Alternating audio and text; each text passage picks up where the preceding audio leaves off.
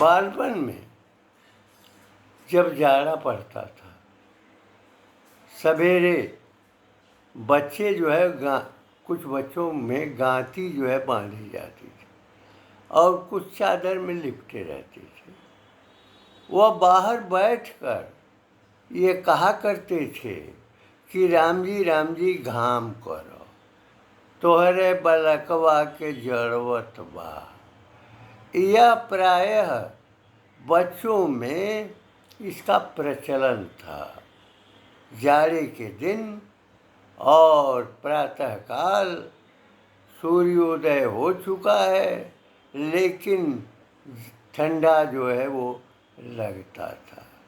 जब बच्चे उसके बाद जब समय बीतता था तो दिन में ही कुछ घरौंदे बनाते थे मिट्टी के, और उसको बनाते हुए ये कहते थे कि भैया के बनावल हमरे बिगाड़ल, भैया के बनावल हमरे बिगाड़ल।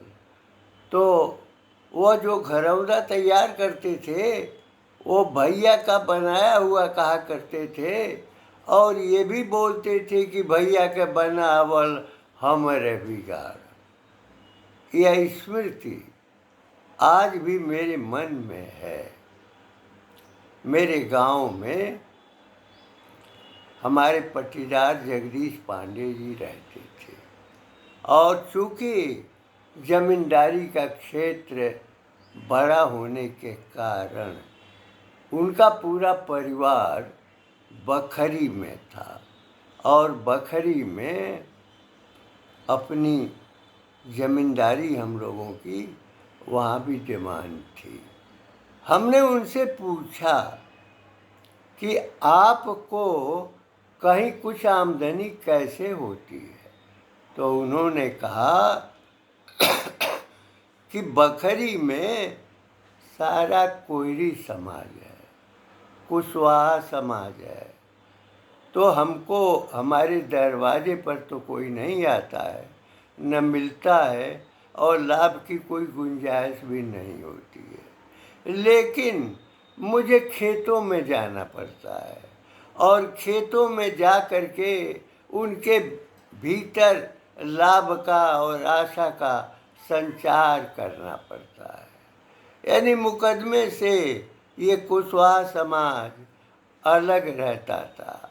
लेकिन ज़मीन जायदाद के मामले में जब कोई समस्या होती थी तो किसी न किसी व्यक्ति को वह ढूंढता था जो ज़मीन से संबंधित जानकारी रखते थे, और वो प्रायः जमींदारी का काम होने के कारण यानी उन्हें दूर दूर तक खेतों में खुरपी और हंसुआ लेकर के रमे रहने वाले समाज के यहाँ उन्हें स्वयं जाना पड़ता था। नूरनार में तो मिली जुली आबादी थी, लगभग 22 या 24 जातियों का एक समूह था, और अपनी आवश्यकता और सुविधा के अनुसार हमारे पूर्वजों ने बसाया था।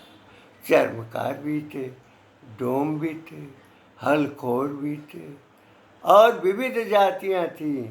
अहीर भी थे, गायों का पालन भी होता था, गोपालन होता था।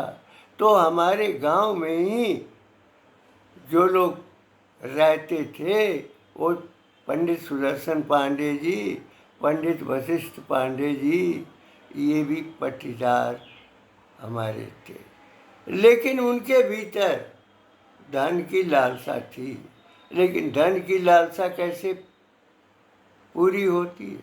किसी ने कहा है कि वेल्थ इज थेफ्ट, यानी धन जो है वो चोरी करके आता है, बेईमानी करके आता है, और विविध कर्मों के कारण आता है। जब चकबंदी का दौर चल रहा था तो मुकदमेबाजी की प्रक्रिया प्रारंभ हुई थी, लेकिन प्रत्येक व्यक्ति अपना चक जो है प्रमुख स्थान पर रखा करता था। जो कुशवाहा समाज है जो कुश के वंशज हैं और वे खेती का काम अधिक करते थे। खेतों में रुचि लेना उनकी प्राथमिकता थी। किसी के पास अगर 1 बीघे जमीन है तो उस जमीन को कोड़ार कहा जाता था। उस कोड़ार में जितनी सब्जियां हैं वो लगाई जाती थी, यानी लौकी भी लगाई जाती थी, आलू की भी रोपाई हो जाती थी और अन्य प्रकार की सारी सब्जियों का उपयोग होता था। हमारे गांव के बगल में रघुनाथपुर गांव है, वह भी अपनी जमींदारी के क्षेत्र में था और वहाँ भी कुशवाहा समाज की अधिकता थी। समाज जब गुलामी का काल जो था वो 800 वर्ष और 2 वर्ष का था, तो उस समाज ने कैसे मिटाया, विशेषकर 800 वर्ष के काल में जब कबीर दास पैदा हुए, रहीम हुए, रसखान हुए और जब रहसु भगत हुए, संत रैदास हुए, दादू हुए, नानक हुए, तो मंदिरों में तोड़ फोड़ तो प्राय की जाती थी, लेकिन पूजा के लिए उन्होंने राम के नाम का महत्व प्रतिपादित किया। अगर मंदिर में स्थान नहीं मिल सकता था तो केवल राम के नाम का स्मरण होना चाहिए।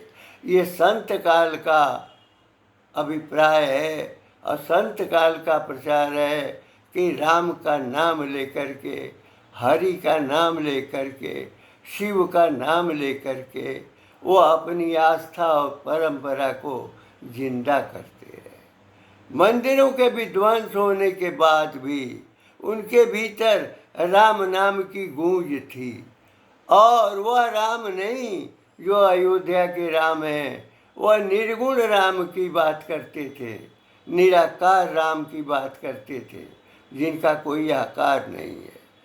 और मध्यकाल में जितने भी कवि हुए, गोस्वामी तुलसीदास या महाकवि केशवदास, इन लोगों ने राम के नाम का महत्व बताया।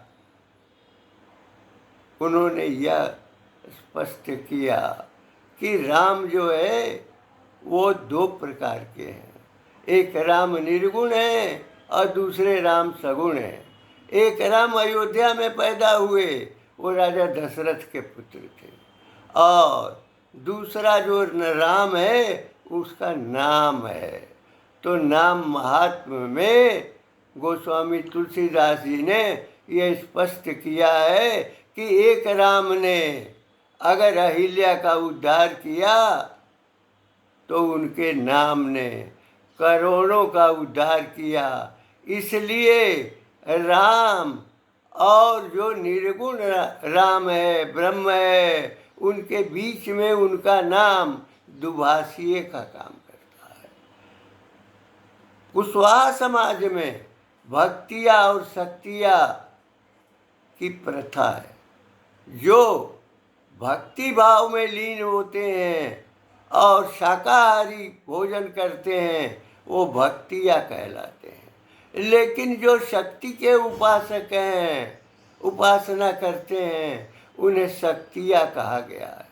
बंगाल का जो भूभाग है वहाँ चूँकि शक्ति की पूजा होती है, शक्ति की प्रधानता होती है, ठीक उसी प्रकार उत्तर भारत में जो क्षेत्र है, जो कुश का क्षेत्र है, उस कुश के क्षेत्र में वैष्णव की पूजा होती है, विष्णु को प्रधानता मानी जाती है और शिव की भी उपासना होती है। शिव और विष्णु दोनों की उपासना होती है और लोग मंदिरों में उस समय जाते थे। लेकिन 800 वर्ष का जो शासन काल था, कुतुबुद्दीन ऐबक से लेकर के और आलमगीर तक या उनके वंशजों तक, तो उस कालखंड में मंदिरों का ध्वंस हुआ था और मंदिरों का ध्वंस तो हुआ, लेकिन प्रत्येक जन के भीतर राम के नाम की महिमा प्रसारित होती रही। काशी जैसे क्षेत्र में अपने घरों में ही प्रतिमा स्थापित करके और शिव की पूजा की जाती। इसी प्रकार विष्णु जो वैष्णव संप्रदाय के व्यक्ति थे, वे भी अपने घरों में राम का चित्र लगा करके, कृष्ण का चित्र लगा करके वो पूजा पाठ किया करते थे। और प्रत्येक घरों में प्रतिमाओं की स्थापना के कारण हमारी आस्था सदैव सुरक्षित रही। यद्यपि घंटे घड़ियाल मंदिरों के नहीं बजे, ध्वस्त किए गए थे, लेकिन जो संत काल है उस काल का ही प्रभाव है कि नाम की महिमा को गोस्वामी तुलसीदास ने व्यक्त किया है कि एक जो ब्रह्म है और जो दशरथ के पुत्र राम हैं, उनके बीच में उनका नाम है। और नाम महात्म्य में गोस्वामी तुलसीदास ने ये चित्रण किया। कुशवाहा समाज कुश का वंशज है, गौड़ समाज ये कुश का वंशज है, और कुर्मी समाज ये कुश का वंशज है। और उनके छोटे भाई जो लौ है, जिनकी राजधानी लाहौर थी और पूरा क्षेत्र उनके अंतर्गत आता था, इसी नाते गुजरात में कडेरमा और लौआ पटेल होते। यानी लौआ पटेल जो लौ के वंशज हैं और कडेरमा जो कुश के वंशज हैं।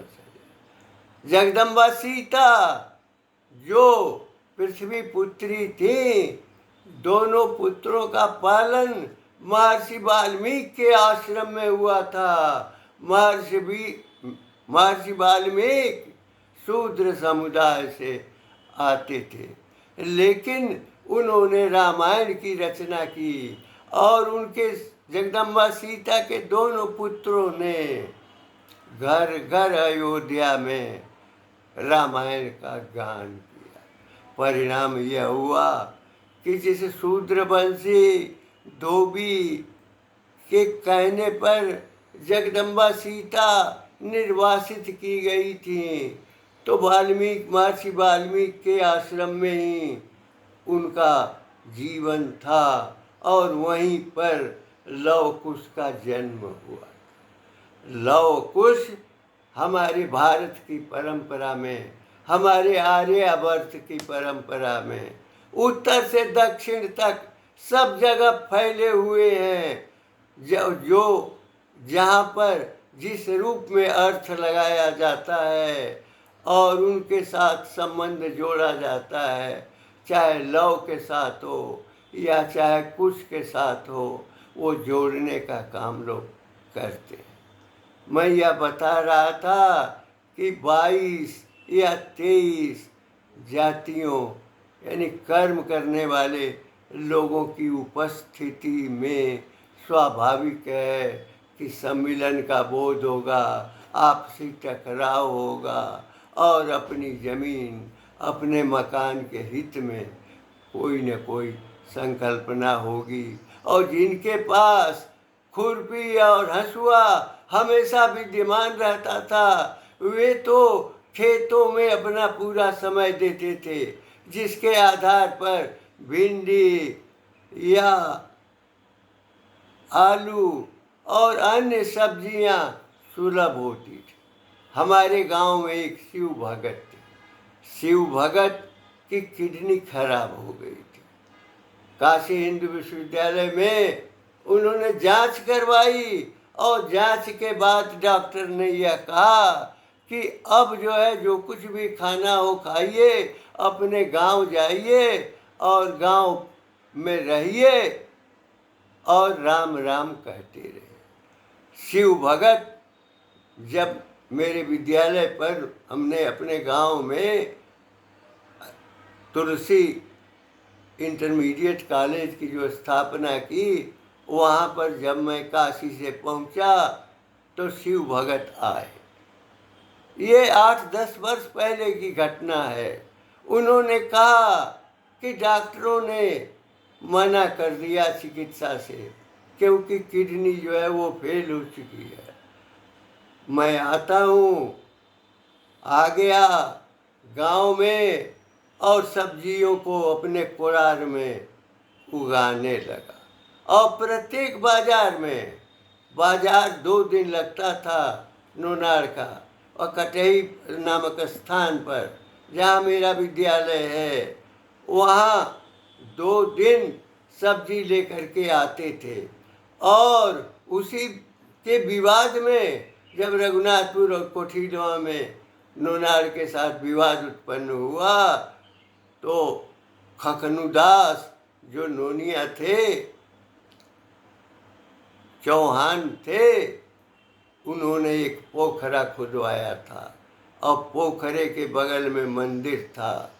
तो खखनुदास के क्षेत्र में, जो रघुनाथपुर और कोठीलवा के अंतर्गत आता है, 2 दिन बाजार उन्होंने लगा दिया। इस प्रकार सप्ताह में 4 दिन बाजारों का एक समूह हो गया। रघुनाथपुर, कोठीलवा, नूनार और 22-24 गांव विभिन्न क्षेत्रों के वहाँ जुटते थे और 4 दिन बाजार का अनुभव करते थे। जिनके पास, जिस कुशवाहा समाज के पास सब्जी होती थी, वो बाजार में उपलब्ध कराते थे। और शिव भगत ने यह दिखाया कि आज बाजार में सब्जी बेचने के बाद हमें 400 रुपये मिले। यद्यपि मुझे सूचना मिली कि कुछ दिनों के बाद उनका अवसान हो गया। कुशवाहा समाज, जो कोयरी समाज है, यह लव और कुश के वंशजों में से आता है। लौका के वंशज विशेषकर पश्चिमी भारत में, गुजरात प्रांत वगैरह में, यानी सरदार वल्लभ भाई पटेल भी लवकुश समाज के ही थे। और लवकुश समाज के ही विभिन्न क्षेत्रों में, काशी में भी, कौशल में भी, बिहार में भी विद्यमान है। वो कुर्मी भी हैं, वो कोयरी भी हैं, वो कुश के वंशज हैं, कुछ लव के वंशज हैं। बिहार में नीतीश जी लवकुश समाज की चर्चा करते हैं। तो लवकुश का वंशज होना, उनका रक्त होना, ये सुदृढ़ करता है कि उनके भीतर जो उनका अतीत है, जो उनका इतिहास है, वो उससे जुड़े हुए हैं। लेकिन जातियों के स्वरूप में विविधताएं हैं। हमारे गांव में, हमारे बगल के घर के बगल में दुसाध रहते थे, और दुसाध जो है सूकर का पालन भी करते थे। तरकुल से ताड़ी भी निकालते थे, खेतों में काम भी करते थे। और दूसरा दुसाध वर्ग गांव के पूर्वी तरफ बागीचे में उसका घर था, रामलाल नाम था, और वह भी यानी सुअर का पालन करता था। उसी के बगल में जो मुनीसर ग्वाल थे, वो गोपालन करते थे। उनके छोटे भाई 100 गायों को लेकर के क्षेत्र में विचरण करते थे, और जिनके घरों में गाय होती थी, उनको वह भी उन गायों के साथ ले लेते थे। इस प्रकार गांव ही नहीं, पूरे क्षेत्र को दूध पिलाने का कार्य उनके भीतर था। और उसका भाव और प्रसार न केवल हमारे गांव में था, बल्कि अगल बगल के गांवों में भी विद्यमान था। जिस समाज ने हमें दूध पिलाया, पूरे देश को, पूरे आर्यावर्त को, पूरे भारतवर्ष को के बच्चों को जिन्होंने पाला वे गोपालन करते थे, वह ग्वाले थे, अहीर थे, कृष्ण के वंशज थे, वंशज हैं। और जब आज़ादी नाम की चीज़ आई उसके बाद उनके मन में भी पढ़ने लिखने की भावना पैदा हुई। इस प्रकार जब समाज का युवा वर्ग अधिसंख्य स्थिति में विद्यमान हो गया तो नौकरियां कहाँ मिलेंगी, क्योंकि कारखाने तो थे नहीं और कारखाने में नौकरी मिलेगी। वह कलकत्ता भी जाते थे, कानपुर भी जाते थे और बम्बई भी जाते थे। किसी के भीतर कलाकार बनने की भावना होती थी तो भारत की सत्ता को यह उस समय सोचना चाहिए था कि गांव में जितने कारखाने थे और उन कारखानों से जीवन यापन होता था। डेयरी थी, डेयरी तो बाद का नाम है। जो गोपालन करते थे वह न केवल अपने गांव का पोषण करते थे बल्कि क्षेत्र का भी पोषण करते थे। और इसी प्रकार का काम तमिलनाडु में भी, कर्नाटक में भी, केरल में भी, महाराष्ट्र में भी, पंजाब में भी और बंगाल में भी, आसाम, मणिपुर, त्रिपुरा आदि क्षेत्रों में ये अहीर वंशी जो गोपालन का काम करते थे उन्होंने देश की जवानी खड़ी की है। हम भूल गए विधायक हो जाएं, हम भूल गए अधिकारी हो जाएं, लेकिन आज की स्थिति ऐसी विद्यमान हो गई है कि जब कारखाने उतने विकसित नहीं हुए 47 के बाद तो नौकरी कहाँ मिलेगी, नौकरी की संख्या कितनी होगी। हमने यूरोप का अनुकरण किया जो अन्न का सेवन करने के बजाय वो मांस का सेवन करते थे, यानी पर्वतों पर और जंगलों में जो पशु थे उनका वध होता था और वो भोजन करते थे, मांसाहारी थे। यह परंपरा अंग्रेजी सत्ता काल में हमारे भीतर प्रसारित की गई। जब मैं अपने गांव को याद करता हूँ तो हमें प्रतीत होता है कि जो कानू समाज है वह जायसवाल समाज का है।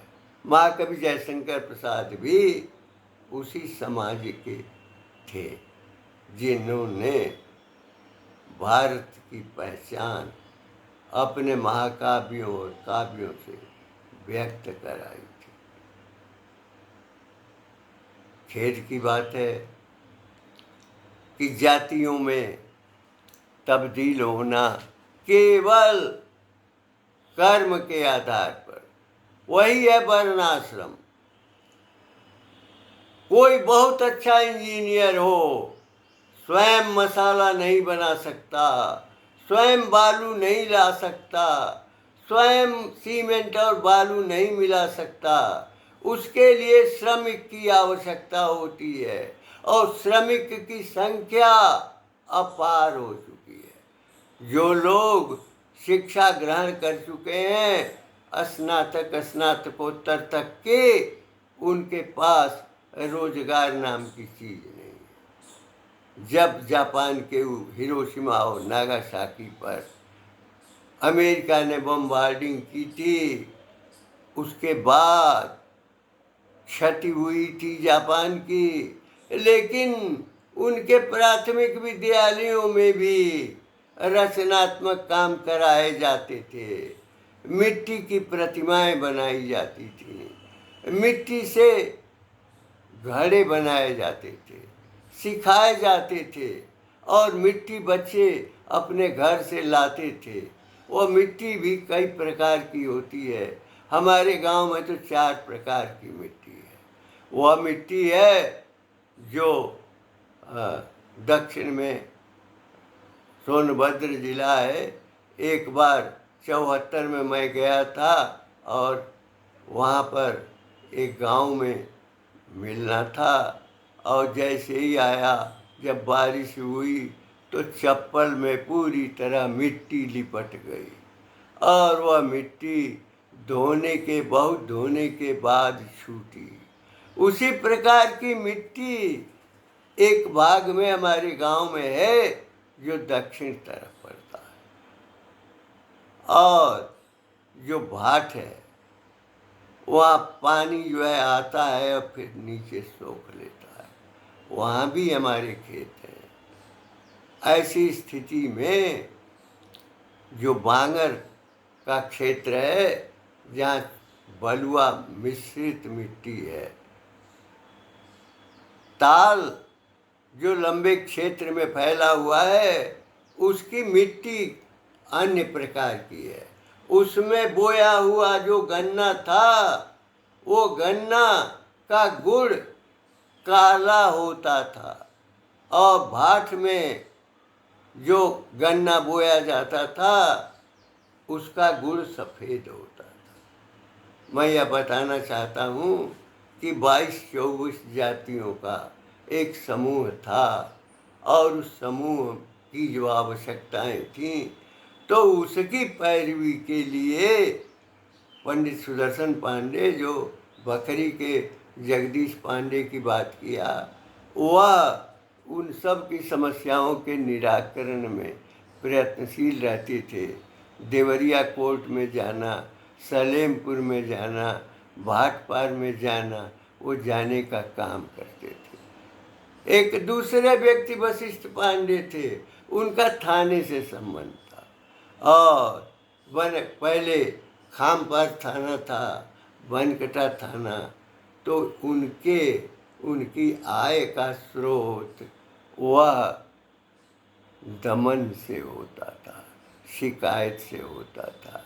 इसी बात पर स्वर्गीय जगदीश पांडे जी ने कहा था कि हम तो के का बताई, एक जा तब घर है बैठल बैठल मुवक्किल लोग आ जाला, लेकिन बखरी में हमके तो खेते खेते जाए के पड़ेला। अब वहाँ ओकरा भीतर लालच पैदा करे के कोशिश हम करीले, तब जाके 2 पैसा भेटाला, और ये तरह से पैरवी करीले। हमने जो सीखा अपने गांव में, दुसाध के कंधे पर, चर्मकार के कंधे पर, हाँ, एक अद्भुत अनुभव मैं आपको व्यक्त कर रहा हूँ। हमारे गांव में एक डोम परिवार भी है, और उसका एक कर्मचारी कठगरा जो हाई स्कूल है उसमें परिचारक के पद पर था। रिटायर होने के बाद जब कोई समारोह होता था, विशेषकर जो मृत्यु भोज का, जिसके अंतर्गत श्राद्ध कर्म होता था, तो हमने उससे पूछा कि भाई हम तुम्हें आंगन में यानी 51 लोगों को खिलाना चाहते हैं, जो डोम हो, पूरे क्षेत्र से जुटा लो और एक दिन हमारे आंगन में भोज कर। उसने स्पष्ट इनकार किया कि हम आपके आंगन में भोज नहीं कर सकते, लेकिन जब धर्मांतरण का खेल चल रहा था तो वीर सावरकर ने, नाथूराम गोडसे, नाना आप्टे ने वीर सावरकर के घर में, जबकि वह चितपामन ब्राह्मण थे, चितपामन ब्राह्मण स्वयं पाकी होता है, किसी के घर खाता नहीं है, किसी का छुआ हुआ खाता नहीं है, चाहे वह उसी कुल का हो, उसी वंश का हो। रसोई में घुसने न देने की हिदायत सावरकर को भी मिलती थी। तो सावरकर ने 108 जो महार थे और जो सफाई कर्मी थे, उन सबों को अपने आंगन में बिठाकर और स्वयं पत्तल परोसा था, खिलाया था, क्योंकि उनके भीतर यह भावना पैदा हो गई थी कि मिशनरीज धर्मांतरण का खेल कर रहे हैं। उस कालखंड में वीर सावरकर ने जो जातीय भाव था, जो छुआछूत का भाव था, उसको प्रत्यक्ष रूप में देने का प्रयास किया। वहीं पर गांधी से किसी ने पूछा तो उन्होंने कहा कि हमारी माँ तो रसोई घर में हम ही को घुसने नहीं देती है, तो हम क्या कर सकते हैं। तो गांधी का जो प्रयोग था वह कृत्रिम था, लेकिन वीर सावरकर का जो प्रयोग था वह सहज था, स्वाभाविक था, अपने समाज को जोड़ने का था। और योगेंद्र नाथ मंडल जब मुस्लिम लीग के साथ हो गए और पाकिस्तान में कानून मंत्री बनाए गए, तो उनकी अवहेलना किस प्रकार हुई आप कल्पना कर सकते हैं। उनको भारत में ही भागना पड़ा, आना पड़ा और अपना जीवन उन्होंने भारत में ही त्यागा। आर्यभट्ट के भाव में न छुआछूत है, न तो जाति बोध है, जाति भाव है।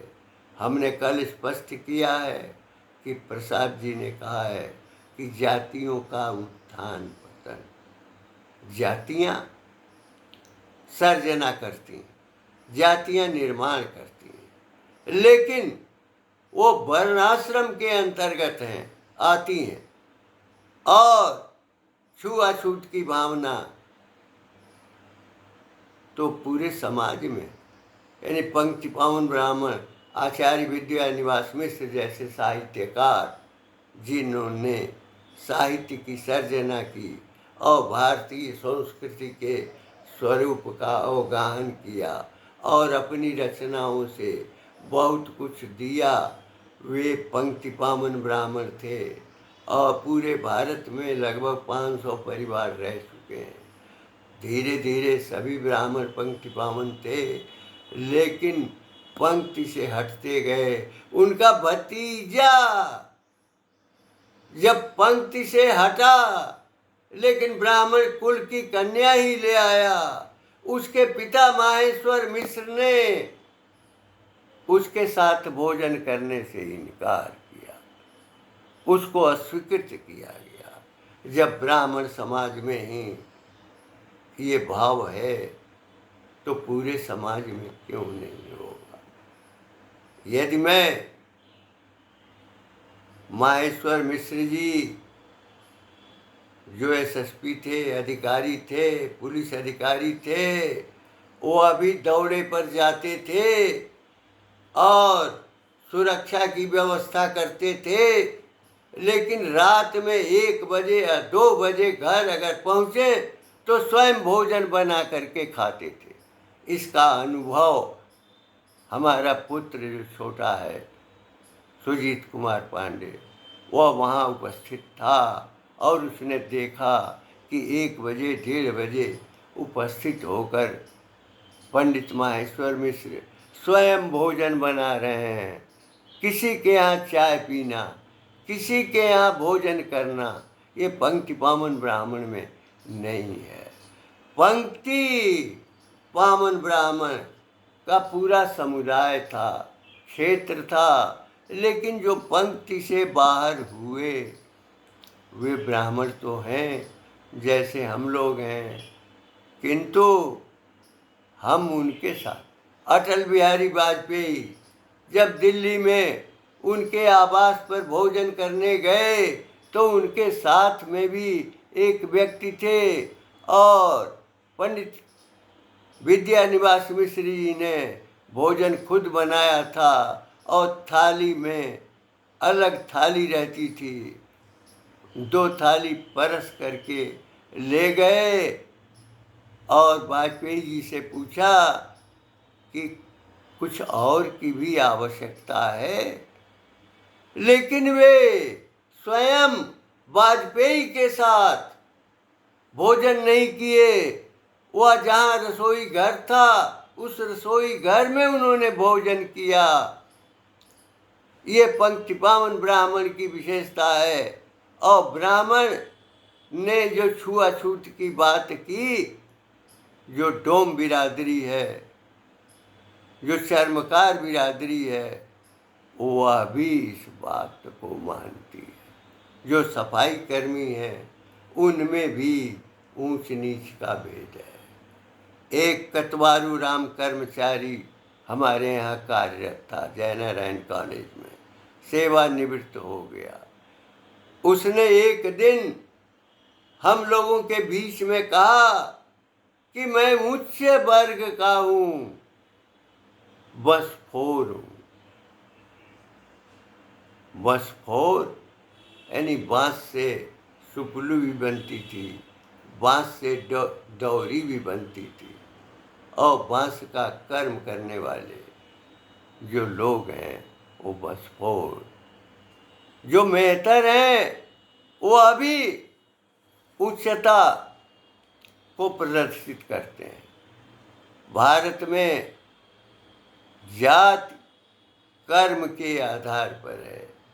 जिन ग्वालों ने, जिन अहीरों ने पूरे भारत को के बच्चों को पाला, जिन अहीरों ने जमानी खड़ी की, जिन अहीरों ने सन्यासियों के लिए दूध की व्यवस्था की, उनके भीतर भी चोरी करने की आदत 47 के बाद पैदा हुई। कहीं पिछड़े बन गए, कहीं अगड़े बन गए। झारखंड में अगड़े हैं, उत्तर प्रदेश में पिछड़े हैं, तो कहीं अगड़ा कहीं पिछड़ा। ये बनाने वाले जो साम्यवादी अवधारणा और समाजवादी अवधारणा के लोग हैं, और जवाहरलाल नेहरू भी साम्यवादी समाजवादी अवधारणा के व्यक्ति थे, और वे तो यूरोपीय थे, यूरोप में पले हुए थे, और सारे संस्कार यूरोप के थे, मांसाहारी थे। उनके वंशज क्या कभी ये काम कर सकते हैं? ये वही काम कर रहे हैं जो भारत को तोड़ने का है, आर्यावर्त को नष्ट करने का है, आर्यावर्त की परंपरा को बदलने का है, बिगाड़ने का है। ये इटली का नाती, जो जिसका प्रभाव इटली में भी नहीं है, यानी इटली में भी मान्यता नहीं है, वह इटली का कथित नाती यूरोप के देशों को भारत को पराधीनता में लाने के लिए पुकार रहा है, जिसके भीतर संस्कार नहीं है। न जवाहरलाल ब्राह्मण थे, न इंदिरा गांधी ब्राह्मण थी, और राजीव गांधी तो पैदा हुए थे फिरोज कांडी से, और फिरोज पारसी थे। निसंदेह पारसी समाज और यहूदी समाज भारत की परंपरा और भारत के विश्वास और भारत के विकास में श्री वृद्धि कर चुका है। मेरा अभिप्राय यह है कि आर्यावर्त का संबंध अरण्य से है। आर्य शब्द का संबंध अरण्य से है। अरण्य का मतलब होता है जंगल। जंगलों में आश्रम थे, और उन आश्रमों में शस्त्र की भी शिक्षा दी जाती थी, शास्त्र की भी शिक्षा दी जाती थी। उद्योगों को खड़ा करने का कार्य भी किया जाता था। जीवन यापन के लिए जो अन्न उत्पादन है, पशुपालन है, फल की व्यवस्था है, इसके अंतर्गत था। और सभी के भीतर यह भावना थी कि हम समाज का पालन करें, समाज का विकास करें, एक दूसरे की सहायता करें। आप यह बताएं कि सुदामा जी किस प्रकार का जीवन जीते थे।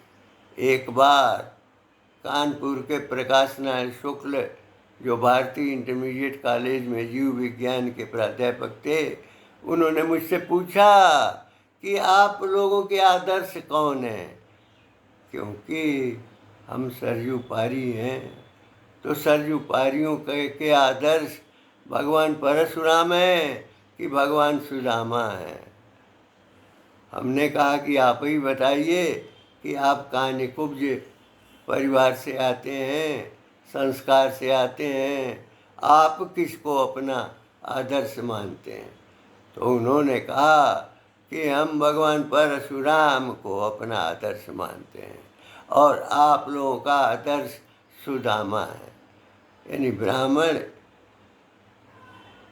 को समाज सब कुछ देता था, समाज अन्न भी देता था, समाज फल भी देता था, समाज दूध भी देता था, पालन करता था।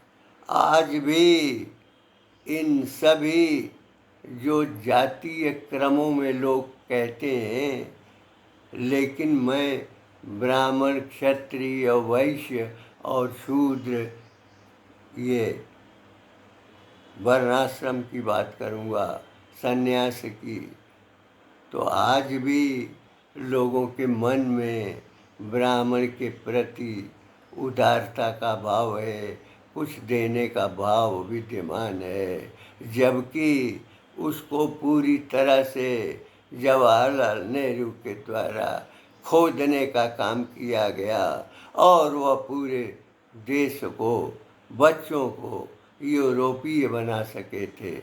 लेकिन उन्होंने कोई कारखाना नहीं लगाया और यहाँ तक उन्होंने चीन को भारत का 45,000 किलोमीटर भूमि भी उन्होंने दान कर दी, तिब्बत को भी पराधीन कर दिया। इस प्रकार भारत के संस्कार, भारत की परंपरा को उच्छेदित करने वाले जो व्यक्ति रहे हैं, जो सत्ता रही है, वह सत्ता भारत के विनाश का मूल कारक है। राष्ट्रीय स्वयंसेवक संघ हिंदू समाज को जोड़ता है, मुसलमान से उसका मतलब नहीं है, वह समाज को जोड़ता है। और हिंदू समाज को इसलिए जोड़ता है क्योंकि हम अतीत को स्मरण करें। रूस में अलेक्जेंडर पुश्किन हो चुका है, जार के समय में वह सहायक था, महज 33 वर्ष का उसका जीवन था, लेकिन उसके भीतर राष्ट्र का बोध था।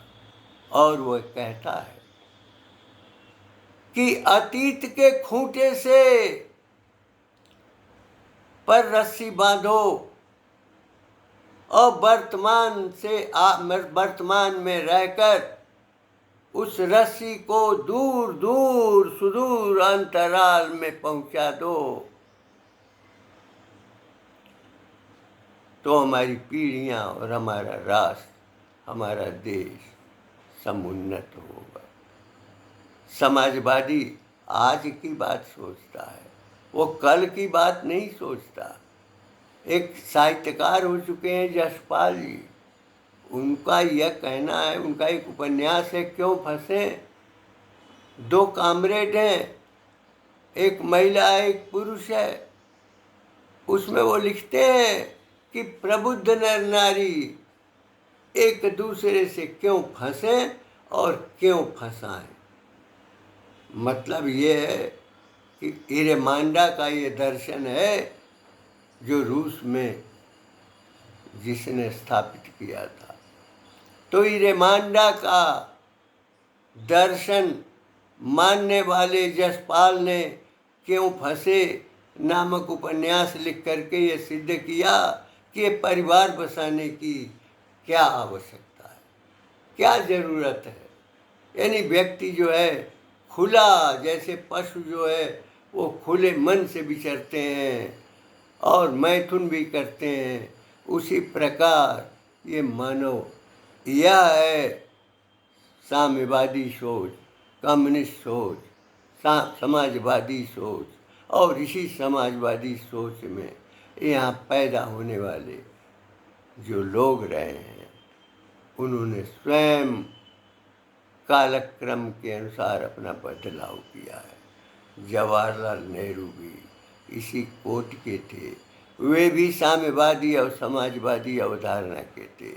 तो जो साम्यवादी और समाजवादी अवधारणा में होगा, निश्चय ही जो परंपरा है, जो संस्कार है, जो संस्कृति है, जो बच्चों के क्षमता का उपयोग करना है, बच्चों के लिए कल कारखाने स्थापित करना है, उनको विकसित करना है, उनकी जीविका का साधन जुटाना है। सन्यासी जो 75 वर्ष की आयु पार कर चुके हैं, जो चल नहीं सकते, वृद्ध हैं, उनकी सेवा और उनकी चिकित्सा मृत्यु पर्यंत तक करने का भाव, जो लोग जवान हैं, युवा हैं, वृद्धावस्था की ओर अग्रसर हैं, तो पूरे समाज को ले चलने वाला ये भारत का समाज और भारत की परंपरा आज भी टूटे फूटे रूप में विद्यमान है। काशी में अपरंपार भीड़ हो रही है, अयोध्या में अपरंपार भीड़ हो रही है, जातियां बहुत हैं, अनेक हैं, लेकिन त्रिवेणी में स्नान करने के लिए चाहे बड़ा हो, चाहे छोटा हो, चाहे अगड़ा हो, चाहे पिछड़ा हो, चाहे अनुसूचित हो, चाहे राष्ट्रपति हो, राज्यपाल हो। बिहार के राज्यपाल भी प्रयागराज गए थे और सचमुच में वे रहीम और रस खान की परंपरा के संस्कार वाले महापुरुष हैं। यद्यपि इस्लाम मत के अनुयायी हैं, लेकिन भारत के साथ उनका जुड़ाव है। जिस प्रकार से रस खान ने अपनी भावनाएं व्यक्त की थी, रहीम ने अपनी भावनाएं व्यक्त की थी। एक फेस टू फेस चलाते हैं रिजवान अहमद। रिजवान अहमद जिन शब्दों का प्रयोग करते हैं, उन शब्दों का प्रयोग मेरे विद्यालय में एक अध्यापक किया करते थे। और अगवाड़ा पिछवाड़ा ये सब झांक जाते हैं, जो बोलते हैं बहुत कटु होता है बहुत लोग, लेकिन उनके भीतर सांस्कृतिक बोध है, सांस्कृतिक संरचना की शक्ति है। और बिहार के जो केरल के राज्यपाल थे और बिहार के राज्यपाल हैं, वो निसंदेह ग्राम समाज में, गाँव के समाज में उनका जीवन गुजरा और वे सचमुच में वो भारत के प्रति, आर्यावर्त के प्रति पूरे रूप में निष्ठावान हैं।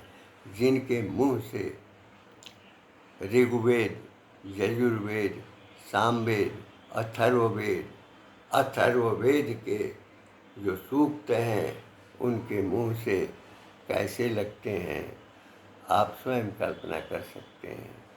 जो वैदिक वांग्मय है, वैदिक परिवेश है, उसमें पुनर्वापसी करनी पड़ेगी। ये सुखद बात है कि राष्ट्रीय स्वयंसेवक संघ के 100 वर्ष के कालखंड में कुछ ऐसे भी स्वयंसेवक हुए हैं जिन्होंने राजनीति में अपनी दिशा बनाई है और सत्ता के पद पर आसीन भी रहे हैं और आज भी वो आसीन हैं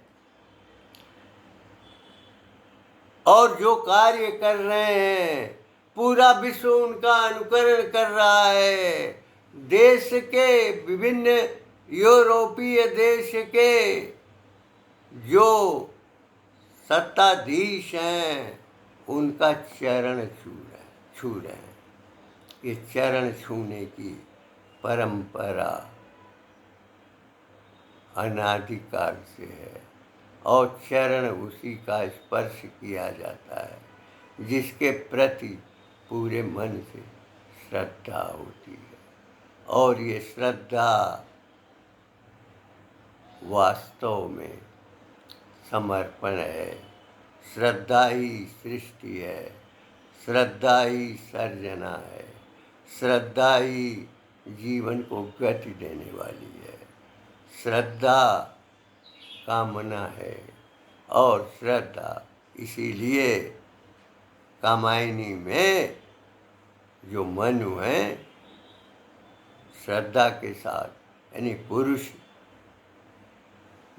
कहीं उलझ जाता है, जब ईड़ा के संपर्क में आता है तो वह राज्य विस्तार की बात सोचता है जैसे चीन करता है और एक समय ऐसा आता है कि जन विप्लव में फाटक टूटते हैं, मनु घायल होते हैं और श्रद्धा अपने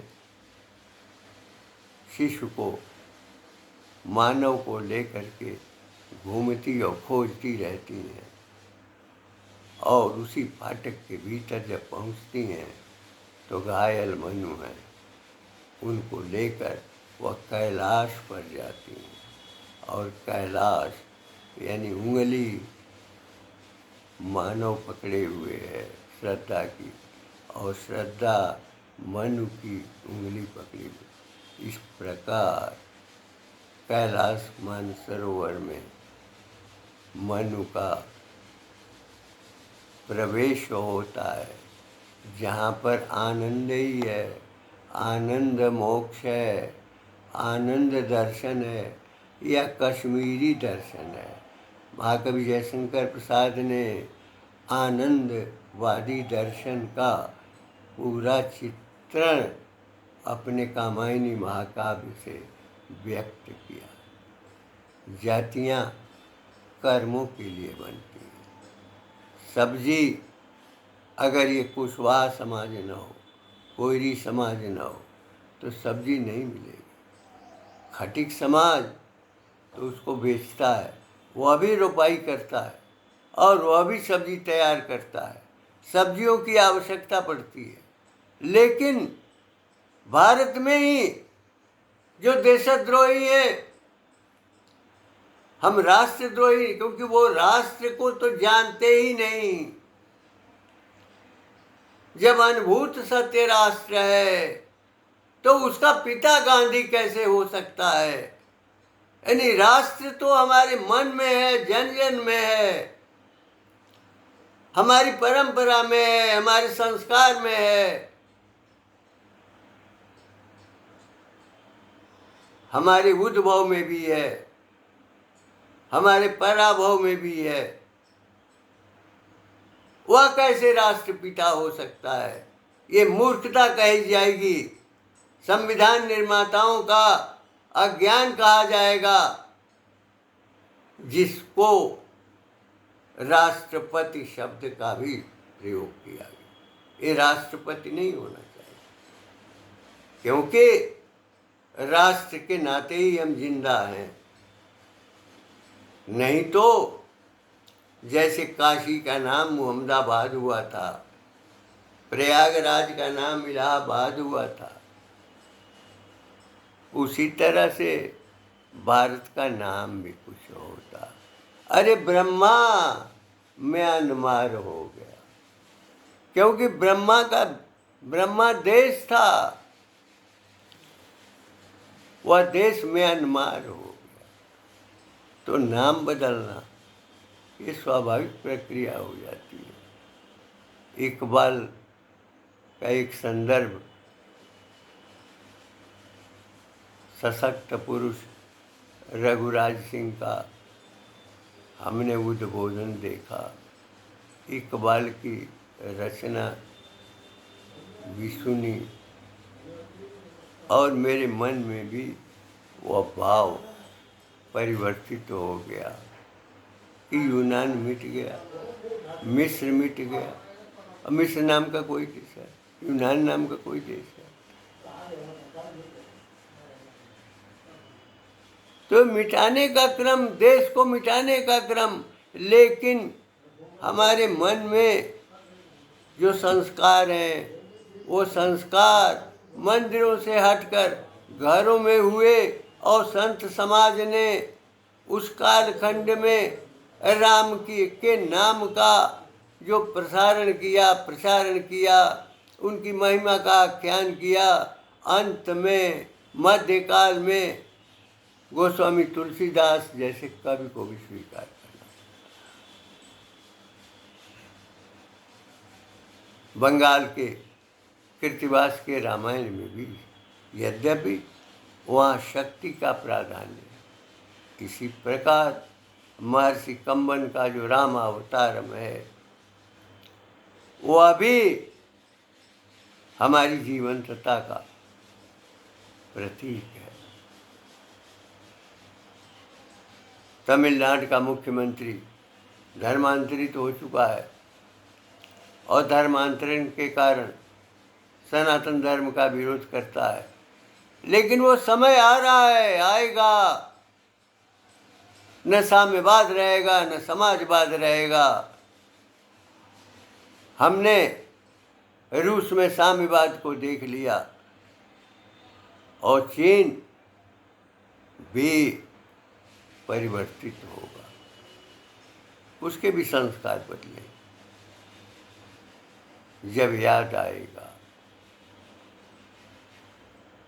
जब राष्ट्र याद आएगा, जब परंपरा याद आएगी, ऋषित्व याद आएगा, जब हम अतीत के सुनहरे कालों के सपनों में जाएंगे, पहुँचेंगे, तो हम वर्तमान को सजाएंगे। इसमें संदेह नहीं कि गोरक्ष पीठाधीश्वर योगी आदित्यनाथ जिस सत्ता का संचालन कर रहे हैं, उस सत्ता में न केवल जन की सुरक्षा का भाव है, संरक्षण का भाव है, बल्कि सनातन की परंपरा का उद्घोष भी है। और यह कार्य जो आज शिक्षालयों में 5 वर्ष के बच्चे जो पढ़ने जाते हैं, 3 या 4 वर्ष के बच्चे पढ़ने जाते हैं, उनको यह संस्कार देना पड़ेगा। जब वो 20 वर्ष के होंगे, निसंदेह सनातन धारा अपने मूल रूप में आई।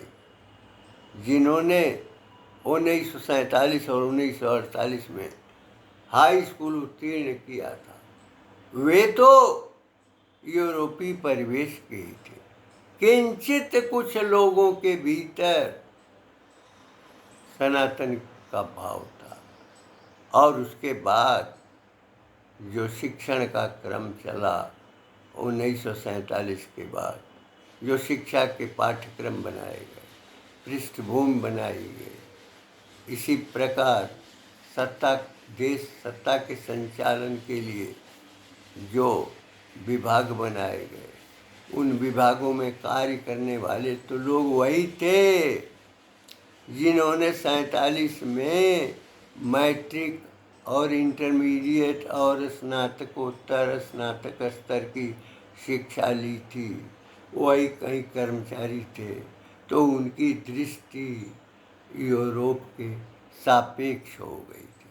हमें याद आते हैं मुंशी प्रेमचंद, उनका गोदान, उसमें मालती और मेहता ये दोनों विदेश से पढ़ करके आए हैं और मैं मालती नारियों की आज़ादी की मांग करती हूँ।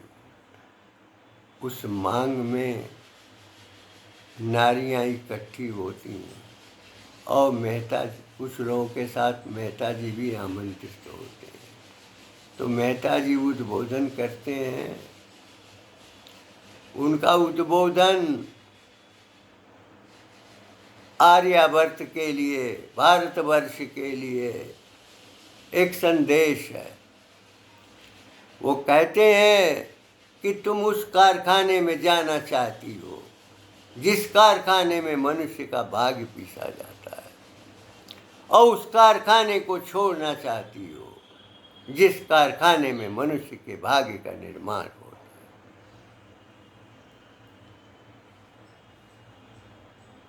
मेहता यही नहीं रुकते।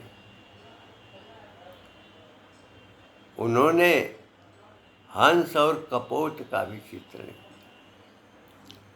कबूतर शिकार करता है, हंस शिकारी नहीं। लेकिन लालच हुई, कबूतर नहीं, बगुला शिकार करता है, हंस शिकार नहीं करता।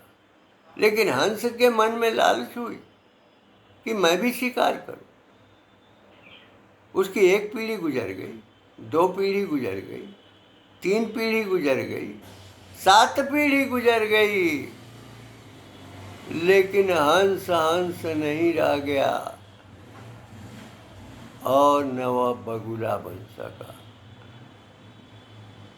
तो भारत की नारियों, तुम जिस यूरोपीय परिवेश की कामना करती हो, जिसके वातावरण, जिसके संस्कार में ढलना चाहती हो, तुम्हें अनुभव होगा कि न तुम भारतीय रह पाओगी और न यूरोपीय बन पाओगी। यह पीड़ा आज अनुभव सबके भीतर है, वो व्यक्ति महसूस कर रहे हैं। जहाँ वृद्धाश्रम चलाए जाते हैं, उपेक्षाएं होती हैं, जहाँ परिवारों में सेवा होती थी, वहाँ वृद्धाश्रम में ढकेल दिया जाता है। जिस माँ ने, जिस पिता ने बच्चे को अपने बिस्तर पर पेशाब करते हुए देखा और पलट करके उसको फिर सूखे में लिटाया, वहाँ भी उसने पेशाब किया। तो बच्चा अगर बुढ़ा पेशाब कर देता है, टट्टी कर देता है, तो कितनी नफरत होती है। यानी उसी बेटे के प्रति जिसने पेशाब किया था, उसी बेटी के प्रति जिसने पेशाब किया था, टट्टी की थी बिस्तर।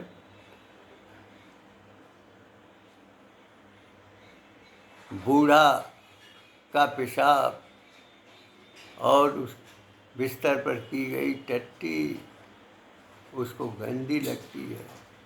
हमने अपने गांव में भी कुछ लोगों को ऐसे ही देखा है और काशी में निवास करते समय मैं देख रहा हूँ। क्योंकि जब तक जवानी है, जब तक सुविधाएं हैं, जब तक पैसा है, तभी तक सम्मान और आदर का भाव है। अन्यथा बुढ़े को गमन करने की आवश्यकता हो। राकेश राय जी काशी के एक सामाजिक भावना के, अवधारणा के कुशल पुरुष हैं। एक दिन मुझे लेकर एक सन्यासी के यहाँ पहुंचे। उस सन्यासी ने सोनभद्र और मिर्जापुर में कई संस्थाएं खोली हैं और एक तरह से उनका फॉर्म भी है। उसका संचालन, उसके संचालन का दायित्व किसी को देते हैं। जब हमसे वार्ता हुई तो उन्होंने यह कहा कि आप भी उसमें सहयोग करने का कष्ट करें, क्योंकि आप संस्था के संचालन में की योग्यता भी रखते हैं। लेकिन अंत में एक बात कहा उन्होंने, और उस बात में सब कुछ निहित था। उन्होंने कहा कि मैं वैश्य वर्ण से सन्यासी हूं। मेरी समझ में ये आ गया कि जो वैश्य वर्ण का सन्यासी है वो हिसाब किताब भली भांति जानता है। हमने राकेश राय गलत गए, राजेश राय जी लेकर के गए थे और सन्यासी जी को नमन करते हुए हमने कहा कि मैं तो ब्राह्मण संवर्ग से आता हूँ। हिसाब किताब लिखना और रखना मेरे भीतर तो कभी रहा नहीं।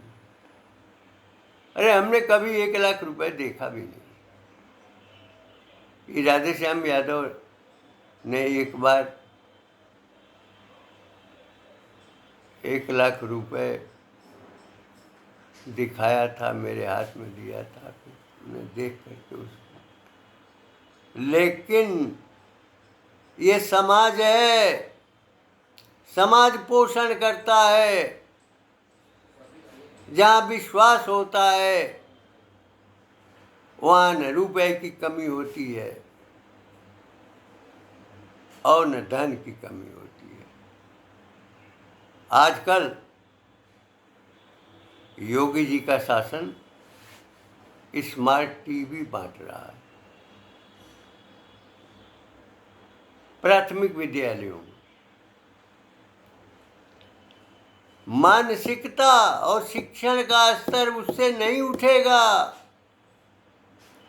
शिक्षण का स्तर उठाने के लिए अतीत की कविताओं की, वीरता की, कर्म की, जैसे दशरथ माझी ने किया था पत्थर तोड़कर, उन आदर्शों को यहाँ पर अगर रखा नहीं जाएगा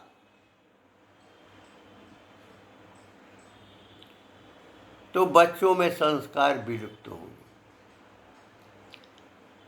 संस्कार बनेंगे ही नहीं। और यह संस्कार बनने की प्रक्रिया 3 या 4 वर्ष के बाद से ही शुरू हो जाती है। 5 वर्ष में तो अनुकृति हो जाती है।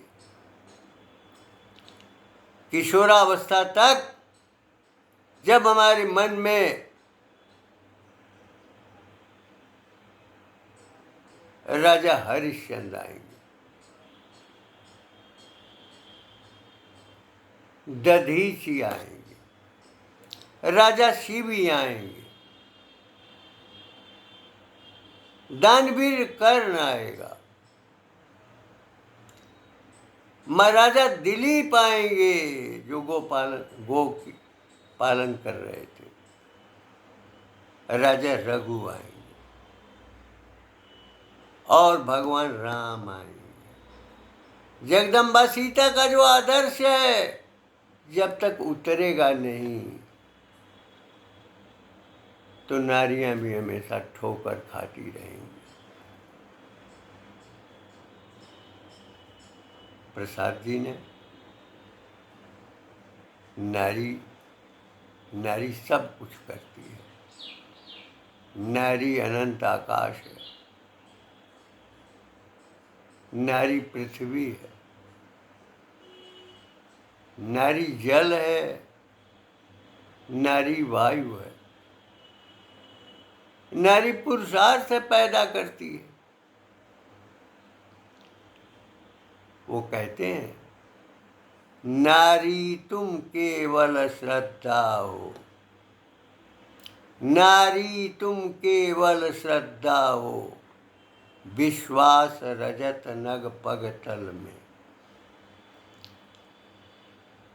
नारी तुम केवल श्रद्धा हो, विश्वास रजत नग पग तल में।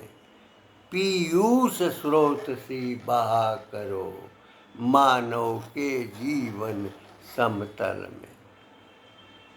नारी प्रेरणा है, नारी सर्जना है, नारी पालन है, नारी विकास की ऊंचाई है। जब मैं पढ़ता था तो मसीही समुदाय की एक प्रार्थना थी, ऐ हमारे बाप तू जो आसमान में है, तेरा नाम पाक माना जाए, तेरी बादशाहत आए। ऐ हमारे बाप तू जो आसमान में है, तेरा नाम पाक माना जाए, तेरी बादशाहत आए, तेरी मर्जी जैसे आसमान में चलती है वैसे ही हम पर भी हो। हमें बुराइयों से बचा, क्योंकि बादशाहत और कुदरत और जलाल तेरा ही है। जय नारायण में जब ईस्ट इंडिया कंपनी का प्रवेश था तो बंगाल के अनेक लोग पुरानी बाइबिल और नई बाइबिल को श्लोकबद्ध करते थे। छपी हुई पुस्तक जय नारायण की लाइब्रेरी में मिलेगी, जिसमें पुरानी बाइबिल भी है, नई बाइबिल। हमने उसको पढ़ा था। प्रार्थना का जो स्वरूप है आप स्वयं देखें, ऐ हमारे बाप तू जो आसमान में है, यानी जो परमात्मा है वही बाप है। यहाँ तो बाप के बाद पूरे ब्रह्मांड के ब्रह्म की संकल्पना ऋषियों की रही है। आखिर सप्तलोक जो अधोलोक है, सप्तलोक जो ऊर्ध्वलोक है, दोनों को मिलाकर के 14 भुवन होता है। अगर देखना हो तो काशी में गुरुधाम मंदिर महाराजा जयनारायण घोषाल के द्वारा 1909 ईस्वी में पूर्ण कराया गया था, वहां देख सकते हैं। मंदिर के पिछले भाग में सप्त अधोलोक है और दक्षिणी भाग में सप्त ऊर्ध्वलोक है, यानी एक भुवन गुरुधाम मंदिर में महाराजा जयनारायण घोषाल जो बंगाल के राजा थे, खिदिरपुर राजवाड़ी भू कैलाश जिनका निर्माण है, उसमें आप एक भुवन देख सकते हैं। तो जिसमें 7 अधोलोक हैं, 7 ऊर्ध्वलोक हैं, और एक भुवन नहीं 14 भुवन का ये ब्रह्मांड है। और ब्रह्मांड का स्वामी ब्रह्म है। हम तो तीन ही में उब चुब रहे हैं,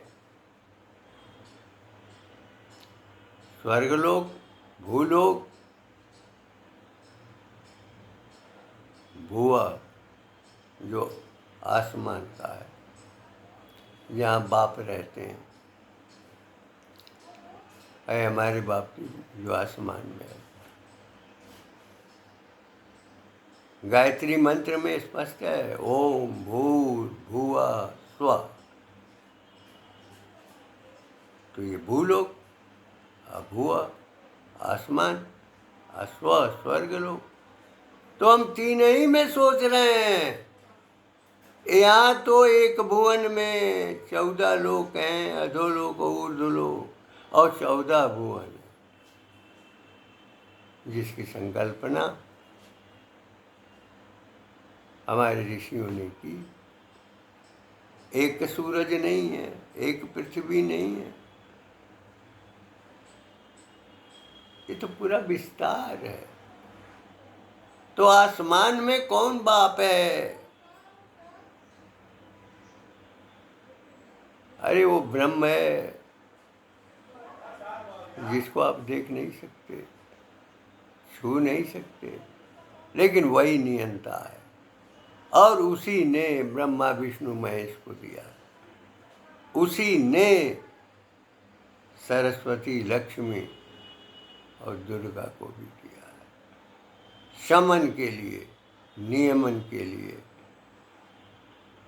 हिमालय से लेकर के समुद्र पर्यंत तक का भूभाग आर्यावर्त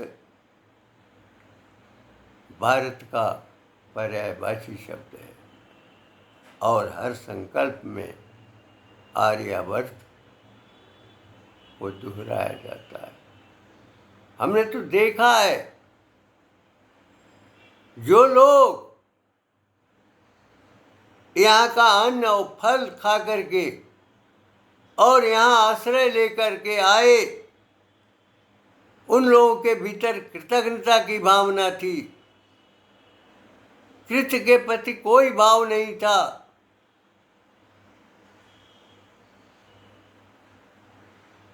लेकिन वे महापुरुष उन्हीं संवर्गों के याद किए जाएंगे,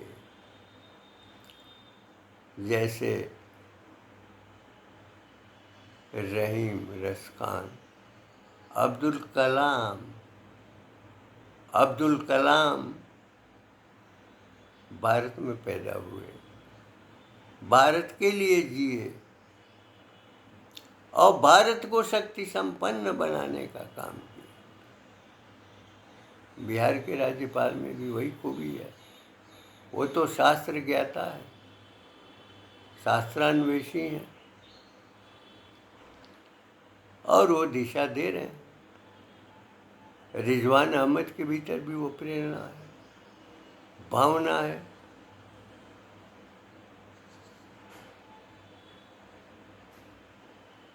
एक बात मैं ये कहना चाहूँगा कि जो राष्ट्रीय शासन उत्तर प्रदेश में है,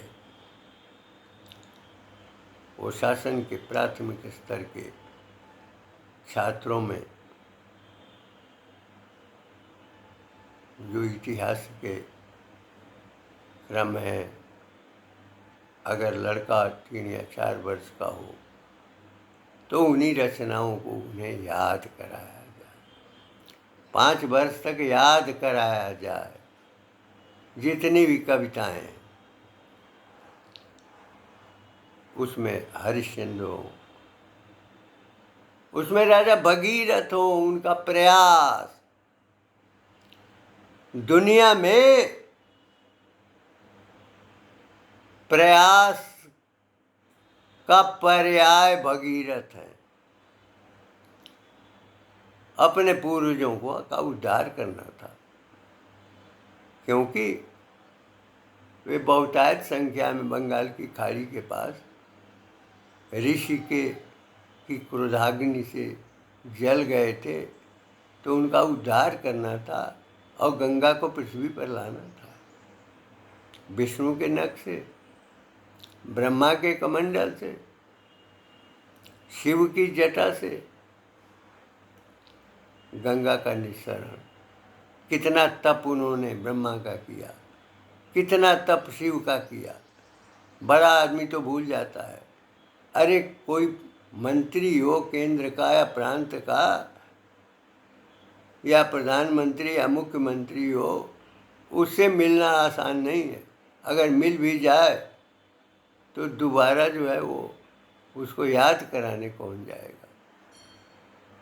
स्वाभाविक है कि राजा भगीरथ ब्रह्मा का तप किए फिर शिव जी का तप किए, ब्रह्मा जी भी भूल गए, फिर तप किए, फिर शिव जी का तप किए।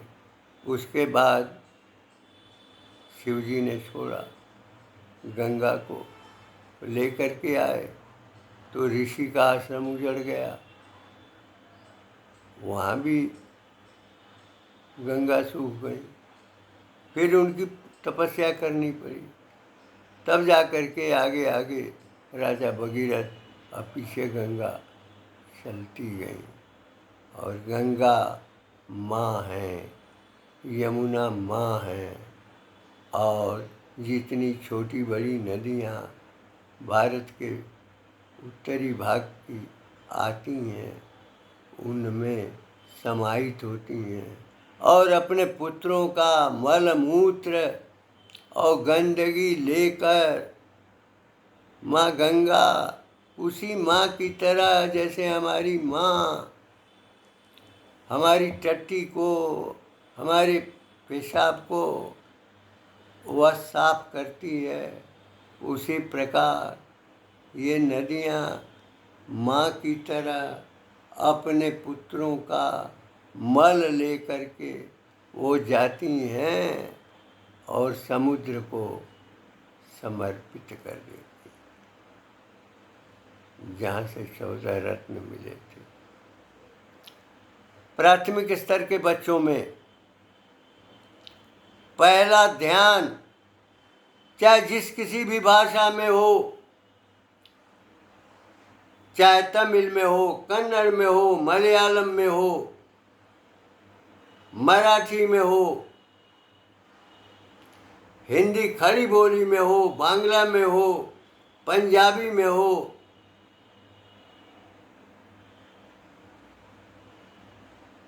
जहाँ जहाँ ये भाषाएं हैं और शिक्षण के अंतर्गत हैं, रचनाओं का अंबार लगना चाहिए। वहाँ पर जो लोग, जो महापुरुष अपना त्याग और बलिदान कर चुके हैं, जिनके ऊपर कविताओं की रचनाएं हैं, उन कविताओं को याद कराया जाए और उनसे दुहरवाया जाए। आप यह बिल्कुल उम्मीद नहीं कर सकते, जो अधिकारी जांच के लिए जाते हैं तो पहाड़ा 100% सोचते हैं इस लड़के बता देंगे। जो शब्द लिखने का है 100 शब्द वो गणना कर लेंगे, तब जाकर के 100% का प्रमाण पत्र देंगे। ये जांच अधिकारी ही अज्ञानी है। किसी भी कक्षा में अगर 40 से 50 छात्र हैं तो 8-10 छात्र 100% के अंतर्गत किसी प्रकार आ सकते हैं, लेकिन इस पर ध्यान देने की आवश्यकता नहीं है। आखिर जो स्मार्ट टीवी बनाने वाले हैं, जिन्होंने इंजीनियरिंग पढ़ी हो, परिश्रम करते हैं, मजदूरी करते हैं, और उनकी बात छोड़ो, लोहार तो पैदाइशी इंजीनियर होता है। जिस किसी को भी जानकारी होगी उसके यंत्र बना ले। काशी में एक पंखा है, तो पंखा अलग अलग क्षेत्रों में लोग बनाते हैं। कम से कम पंखे को अगर खोल दिया जाए तो कई टुकड़े हो जाएंगे, लेकिन सारे टुकड़े अलग अलग बनते हैं, एक जगह असेंबल होते हैं। असेंबल करने वाला कोई और होता है। मकान इंजीनियर नहीं बनाता, नक्शा बनाता है। लेकिन जो श्रमिक हैं वो बालू सीमेंट गिट्टी मिलाते हैं, बालू सीमेंट पहुंचाते हैं। वास्तव में घर का सपना तब पूरा होता है जब श्रमिक और राजमिस्त्री के पसीने निकलते हैं। हम तो ये सोचते हैं कि हमने पैसा दे दिया। पैसा रखो, अगर बाजार में कोई उपलब्ध ही नहीं होगा, सामान ही नहीं रहेगा, तो पैसे से क्या खरीदो? 400 रुपये में अगर पेट्रोल मिले या 400 से ऊपर में मिलने लगे, कौन जाएगा? पैसा किस कीमत का रह गया? क्या उसका मूल्य रह गया? वास्तव में श्रद्धा के पात्र वे हैं जो आवास बनाते हैं, मड़ई बनाते हैं, जो श्रम करते हैं, जो श्रमिक होते हैं, जो राजगीर होते हैं। और हमारा कार्य तो केवल दिशा देने का होता है। तो प्राथमिक स्तर के शिक्षण में बच्चों के भीतर अभिव्यक्ति की सामर्थ्य, उनके भीतर साहस का संचार, सबके सामने बोलने की क्षमता, लिखने का बोध, यही पर्याप्त शिक्षण है। जब मैं प्राथमिक शिक्षा में पढ़ रहा था तो छोटी गोल से लेकर के 5वीं कक्षा तक अक्षर ज्ञान जो होता था तो उसमें ह्रस्व और दीर्घ का उच्चारण उसी प्रकार से शिक्षक करता था। श्रुत लेख में यह मालूम हो जाता था कि ये हीरा बोल रहा है कि हिरण्य बोल रहा।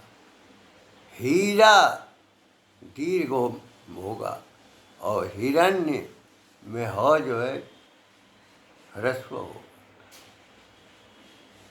शिक्षक इस प्रकार से प्रेरित करेगा। ये बंद होना चाहिए। 100% ज्ञान, बच्चों के भीतर कारीगरी, बच्चों के भीतर उद्बोधन की क्षमता और 10 आदमियों के बीच कुछ कहने की शक्ति का बोध पैदा करना, ये शिक्षक का कार्य है। स्मरण रखना चाहिए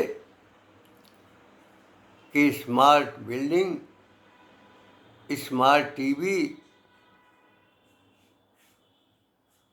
से कुछ नहीं होगा।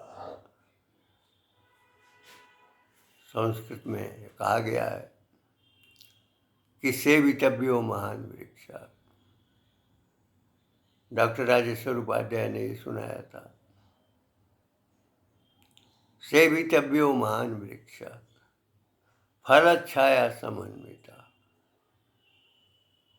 सेवितव्यो महान वृक्षा फलच्छाया समन्विता, यदि तत्र फलो नास्ति छाया के निवार्यते। राष्ट्रीय स्वयंसेवक संघ निसंदेह एक महान वृक्ष के रूप में है, जिनको फल नहीं मिलता है,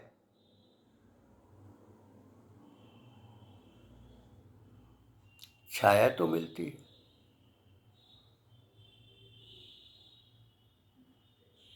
पुनः मैं दोहराऊंगा कि प्रत्येक बालक के मन में ये बोध होना चाहिए कि सेवितव्यो महान वृक्षा फलच्छाया समन्विता, यदि तत्र फलो नास्ति छाया के निवार्यते।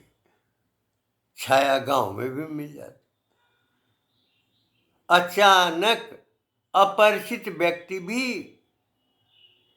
छाया के रूप में विद्यमान हो जाता है और निराश पिता और तड़पती माँ को देखकर वह अपनी संपदा उसकी प्राण रक्षा के लिए लुटा देता है। जो घायल हैं उनको चिकित्सालय पहुंचाता है। ऐसे भी महापुरुष हैं, महापुरुषों की कमी नहीं है। ये समाजवादी और साम्यवादी और गुलाम मानसिकता वाले जो कांग्रेस के लोग हैं, जो इंडिया ही बनाना चाहते हैं, इंडिया का रूप ही खड़ा करना चाहते हैं, उनको भारत से नफरत है, आर्यभट्ट से नफरत है, भरतखंड से नफरत है, वैदिक वांग्मय से नफरत है, पुराणों से नफरत है, उपनिषदों से नफरत है, अब महर्षि वाल्मीकि और व्यास से भी नफरत है। वो देशद्रोही हैं। लेकिन जब तक ये भारत राष्ट्र का भाव हमेशा हमारे भीतर बना रहेगा, और राष्ट्र का भाव बनाए रखने के लिए तो हमारे पास आधार भूमि है, और उसका प्रेरक जो है वो राष्ट्रीय स्वयंसेवक संघ है। वो प्रेरित कर रहा है। निस्संदेह जुट जाए। जैसे प्रयागराज तीर्थ में, काशी में गंगा के तट पर, अयोध्या धाम में विंध्यवासिनी में, महाकाल में, उसी प्रकार एक परिवार का भाव का अनुभव करते हुए ये जाति पाति भूल कर और सनातन मत और सनातन संस्कार में पल कर जो उसका क्षेत्र रहा है, विकास रहा है, उस विकास को पुनर्स्थापित करके यहाँ पर निवास करने वाले जो भी लोग हैं, चाहे अपने पंथ के नहीं हैं, दूसरे पंथ के हैं, उनकी सहायता, सुरक्षा, उनके भोजन, उनके पानी, जो सही लोग हैं उनकी सहायता करना ही सनातन का उद्देश्य है, और वही चीज़ शिक्षा में लानी चाहिए। डॉक्टर संपूर्णानंद केवल राजनेता नहीं थे, उत्तर प्रदेश के मुख्यमंत्री थे, लेकिन वो इतिहासकार भी थे और वह साहित्यकार भी थे। उनका एक लेख है कि बच्चों के भीतर 3 बातें सिखाई जाएं। शिक्षा के उद्देश्य में हमने पढ़ा भी था और हमने पढ़ाया भी था। उसमें वो कहते हैं कि बच्चों के भीतर, मैं बच्चों के ही भीतर नहीं कहूँगा, प्रत्येक लोगों के भीतर ये पैदा करना चाहूँगा कि मुदिता, दया और उपेक्षा। मुदिता, संपूर्णानंद जी कहते हैं, किसी के सुख में सुखी होना, किसी की प्रसन्नता में प्रसन्न होना, और दया, किसी की दीनता में और किसी परेशान व्यक्ति या दुखी व्यक्ति के प्रति दयावान होने की भावना। और तीसरी बात उन्होंने सबसे बड़ी कही, उपेक्षा, यानी हर छोटी बड़ी बात पर ध्यान न देना। अगर आप ध्यान देंगे तो रिक्शे वाले से लड़ेंगे, गाड़ी वाले से लड़ेंगे, किसी से भी लड़ेंगे, उसके किसी भी शब्द को आप स्वीकार नहीं करेंगे, तो ये उपेक्षा का भाव, इसी को टॉलरेंस कहा जाता है। जिसके जीवन में यह उपेक्षा का भाव घर कर जाता है, वो हमेशा आगे काम करता रहता है। जैसे उदाहरण के लिए मोदी जी को तो गालियाँ दी जाती हैं, खूब गालियाँ दी जाती हैं, उलट करके जवाब देने वाले लोग होते हैं, लेकिन मोदी जी किस प्रकार से उन गालियों का ही आभूषण बना लेते हैं और गालियों को सहन करते हैं। ऐसा लगता है कि जब उन्होंने मनमोहन सिंह के लिए कहा था कि रेन कोट पहनकर बाथरूम में वो स्नान करते हैं, तो मैं तो यह भी कहूँगा कि मोदी जी, इतनी गालियाँ जो आपको मिल रही हैं और गालियाँ मिलती हैं, विरोधी जो आपकी आलोचनाएं करते हैं, निंदा करते हैं और आपकी अवहेलना करते हैं, तो उसके बदले में आपको विविध देश, मुस्लिम जो राष्ट्र हैं, जो यूरोपीय राष्ट्र हैं, आपका चरण छूते हैं, आपको सम्मानित करते हैं और अपने यहाँ के जो प्रमुख सम्मान है उसको आप प्रदान करते हैं, उसको वो लोग प्रदान करते हैं, आप ले करके आते हैं। आप विश्व में अपना विस्तार बना चुके हैं, भारत में आप संस्कार दे रहे हैं और भारतीय परिवेश में एक माने शिक्षा की दिशा देने के लिए प्रयत्नशील हैं। अब प्रत्येक के प्रति आपके मन में करुणा का भाव है, सहयोग का भाव है। जो कुछ आप देते हैं वह सबको देते हैं। मुझे याद आता है कि जब मैं बचपन में अपने गांव के बाज़ार में जाता था और 10 लड़के हमारे साथ रहते थे, तो हमारे गांव के ही हमारे पट्टीदार ही पंडित रामाधार पांडे थे। वो प्रत्येक बच्चे को जो लाई और बतासा है, वह 3-3 4-4 बतासा दिलवा देते थे। तो यहाँ तो चाहे किसी भी वर्ग के बच्चे हमारे साथ थे, लेकिन उनको वह दिलाते थे। लेकिन कुछ लोगों की आदत आज भी है कि जब वो जाते हैं तो अपने बच्चे को खिला देते हैं, दूसरा बच्चा मुंह ताकता। तो उपेक्षा का भाव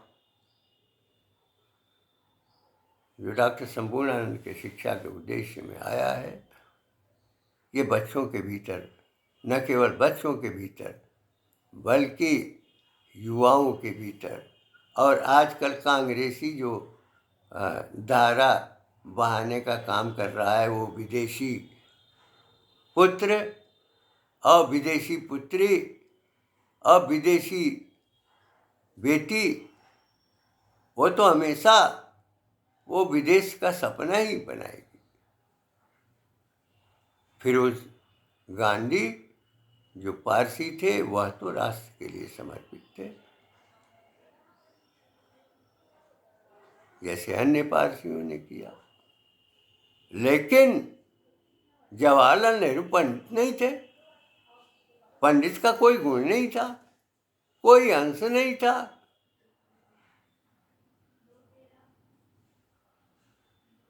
महाराष्ट्र में ब्राह्मणों की हत्याएं हुई, उत्तर भारत में भी कुछ लोगों की हत्याएं हुई। हमारे पिताजी ने तो नाथूराम गोडसे की मृत्यु पर ब्रह्मभोज भी करवा दिया था और गांधी के वध पर भी भोज करा दिया था। दोनों ही कार्य करा दिए थे। आने वाला समय इसका मूल्यांकन करेगा। जिनको आलमगीर अच्छा लगेंगे, जिनको गांधी अच्छा लगेंगे। लेकिन 2 अक्टूबर को तो आलमगीर भी पैदा हुआ और 2 अक्टूबर को गांधी भी पैदा हुए थे। संयोग बस एक लाल बहादुर शास्त्री हैं जो राष्ट्र पुरुष थे, वो 2 अक्टूबर का कहा जाता है। इन शब्दों के साथ मैं अपनी वाणी को विराम देते हुए कहना चाहूँगा कि उत्तर प्रदेश शासन प्राथमिक संस्था में और पूर्व माध्यमिक संस्था में जो जांच की प्रक्रियाएं कराने वाले व्यक्ति हैं, यानी 100% मूल्यांकन की जो धारा है, उसमें परिवर्तित कीजिए। कोई मंदिर बनाने वाला होगा, कोई किसी को अन्न उत्पादन करके खिलाने वाला होगा, कोई वृक्ष लगा करके फल देने वाला होगा, कोई गायों के पीछे घूम घूम करके दूध की व्यवस्था करने वाला होगा, कोई सैनिक बनेगा, कोई देश का नेतृत्व करेगा, कोई राष्ट्र की संपदा की सुरक्षा करेगा, राष्ट्र भावना का बोध कराएगा, साहित्यकार होगा, कोई कवि होगा, कोई लेखक होगा, कोई विचारक होगा।